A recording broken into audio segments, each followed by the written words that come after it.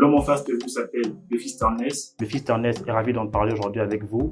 Le fils d'Ernest, comme depuis 3 semaines, est ravi de vous retrouver pour ce nouveau numéro de l'âme des tours. Le fils d'Ernest. Ici, le fils d'Ernest. L'homme s'appelle le fils d'Ernest. Il est très ravi de vous retrouver pour ce nouveau numéro de l'âme des tours sur l'âme TV. Non, maintenant, c'est moi. Salut à tous et ravi de vous retrouver à nouveau dans le cadre de cette émission. L'attente fut très longue, je l'avoue. Entre-temps, le nombre d'abonnés a grimpé, du coup, il va falloir que je me présente à nouveau.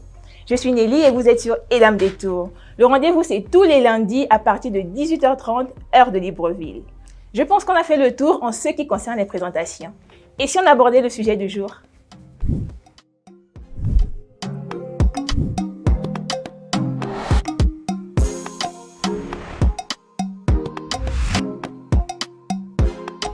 La semaine dernière, les Gabonais découvraient avec émoi la une du quotidien français Libération. Alors oui, je sais, Elam TV ne traite pas les infos hors Afrique, mais lorsque ça a trait au continent, nous nous devons de relayer l'info et si possible, commenter.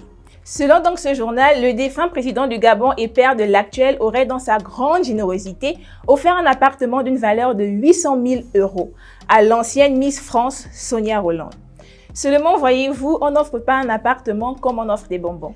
La justice est donc intéressée à l'affaire et Elam TV a pour vous fouiné pour essayer de comprendre tout autour de cette affaire. On savait Omar Bongo généreux à l'endroit des politiques français. Robert Bourgi le rappelait d'ailleurs. Alors, j'ai dit que le président Bongo, comme les autres chefs d'État africains, était généreux de manière multipolaire. Si les auditeurs ne comprennent pas, c'est qu'ils ne comprendront jamais rien à rien. Ce qu'on ignorait en revanche est qu'il pouvait aussi se montrer généreux à l'endroit d'ambassadeurs de beauté.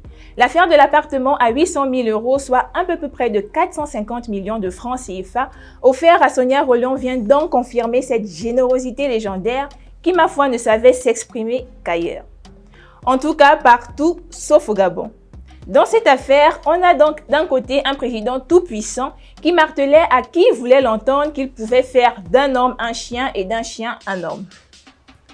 Un homme tellement puissant qu'il exigeait et obtenait parfois la nomination de certains ministres dans le gouvernement français. En face, une jeune reine de beauté fraîchement élue Miss France, Sonia Rolland. Née au Rwanda d'un père français et d'une mère rwandaise, Sonia Rolland a quitté son pays d'origine à l'âge de 8 ans. Elle a remporté le concours de Miss France en 2000 et créé l'année suivante une association qui finance des projets pour les enfants rwandais, notamment les orphelins du génocide. Une fois sa couronne rendue, la Miss continue à parrainer des concours de beauté. C'est à cette occasion qu'elle rencontre la première dame du Gabon à l'époque, Edith Bongo. Celle-ci la voit comme sa petite sœur. C'est en tout cas ce qu'a expliqué Sonia Rolland au journal Libération. Elle fait ensuite la connaissance de son époux Omar Bongo Ondimba, président du Gabon.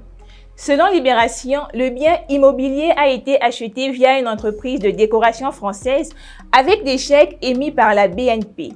Un compte de la filiale de la Banque française au Gabon était alimenté par des valises de cash livrées par des proches d'Omar Bongo, précise le quotidien. Interrogée par Libération, Sonia Rolland assure qu'elle ne savait rien de l'étonnant montage utilisé pour acheter l'appartement qui lui a été offert et ne s'être jamais doutée que ce cadeau aurait pu être lié à des malversations. Elle affirme aussi qu'elle n'était pas en position à l'époque de refuser un tel présent. On l'a dit plus haut, on ne refusait rien à Omar Bongo. De plus, la jeune dame n'était à l'époque âgée que de 22 ans. Bon, ça, c'est sa version de l'histoire, mais beaucoup de questions restent tout de même en suspens. Petit 1. Est-ce que son âge peut justifier cette prétendue naïveté? Petit 2. N'aurait-elle pas pu se douter que cet appartement avait été acheté avec des fonds détournés? Petit 3.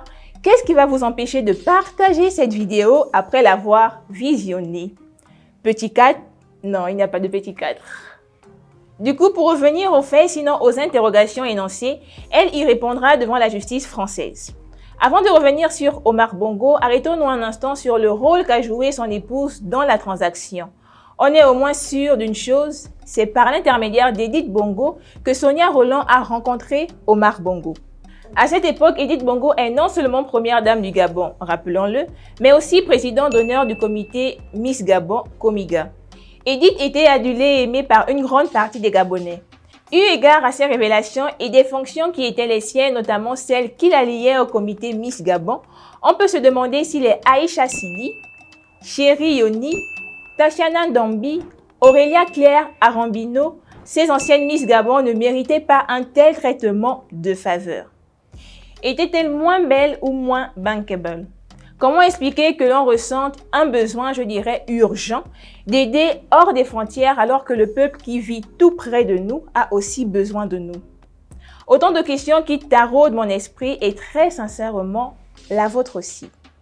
Aujourd'hui que la justice française s'intéresse à tous les biens d'Omar Bongo, qu'adviendra-t-il par la suite? Quelle sera la part du peuple gabonais? Le bien, s'il est saisi par la justice française, reviendra-t-il aux contribuables gabonais? Que pourrait être le pourcentage si pourcentage il y a? Après, on peut aussi se demander que gagnait Omar Bongo dans une telle transaction. Était-il amant? Quel service lui rendait Sonia Rolland en échange d'un aussi gros cadeau? Dites-nous en commentaire ce que vous en pensez. D'ici, portez-vous bien.